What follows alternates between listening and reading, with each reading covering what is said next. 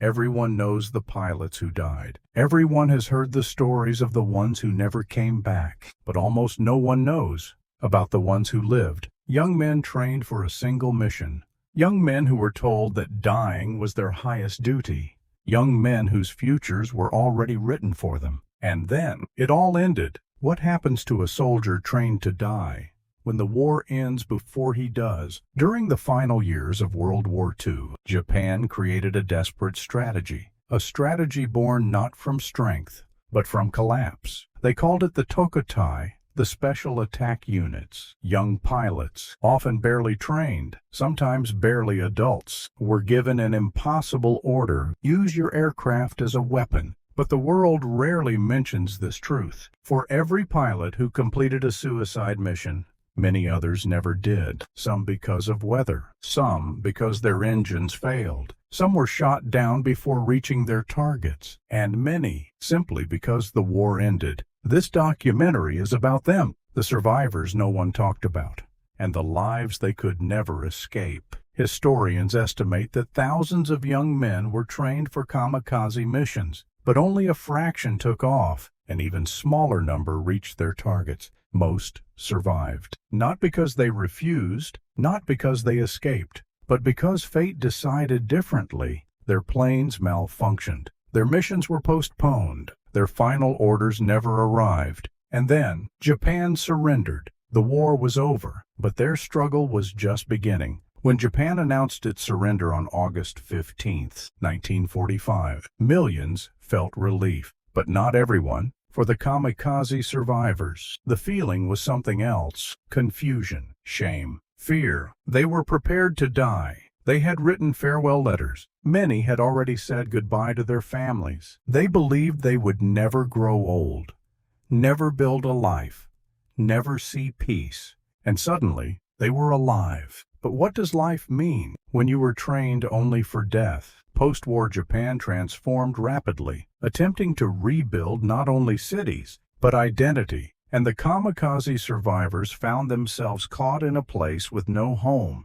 There were three major reactions society had toward them. One, silence. Japan wanted to distance itself from the militarism that led it to war. Anything connected to that past became taboo. Survivors felt they could not speak. They hid their stories. Their memories became locked away. 2.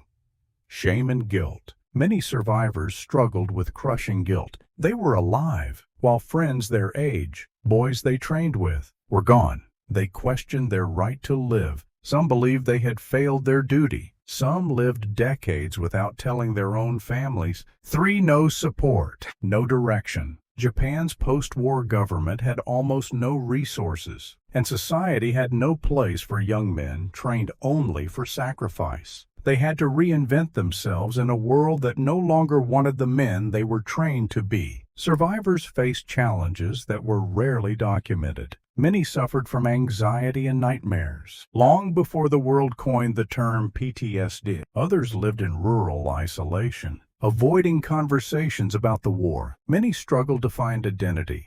What career suits a man who expected never to have one? Some became farmers, mechanics, teachers, trying to live ordinary lives while carrying extraordinary scars. These stories were rarely recorded, not because they weren't important, but because no one wanted to ask. But not all stories end in silence. Some survivors chose a different path. They found purpose by confronting the past, not hiding from it. A few wrote memoirs urging young people to understand the tragedy of war. Others became advocates for peace. Some spoke in schools, warning future generations about extremism, nationalism, and blind obedience. They transformed tragedy into education. Their voices became a bridge between the past and the peace Japan holds today. Decades later, Japan began re-examining the war with a more critical, more honest lens. Museums were built, not to glorify the kamikaze, but to teach what led young men to believe dying was their only purpose. Research expanded,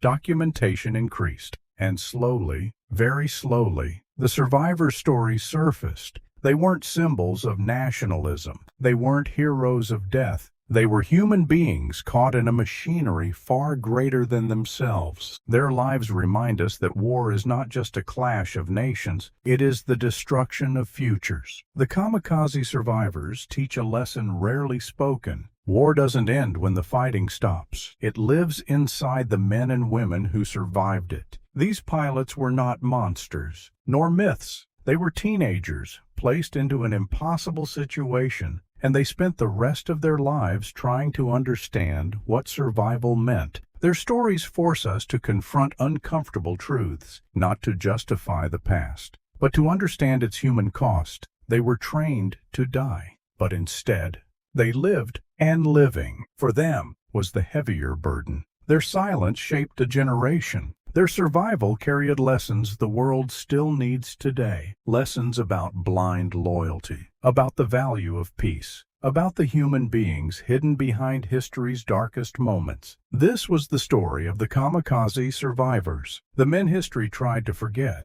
but we shouldn't fade out. End.